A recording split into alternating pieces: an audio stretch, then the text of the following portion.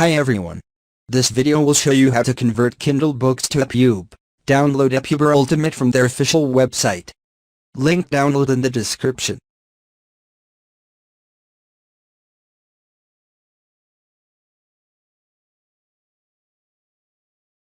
Once downloaded, run the installer file to begin installation. Follow the installation wizard.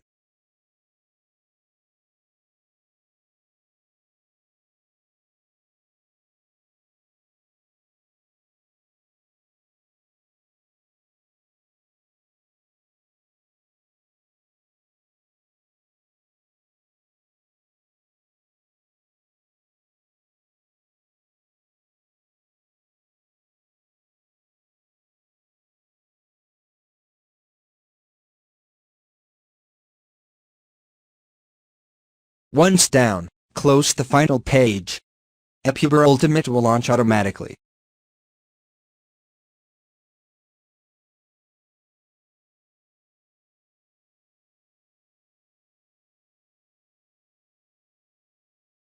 When epuber Ultimate appear, click on the 3 lines, and go to Kindle tab.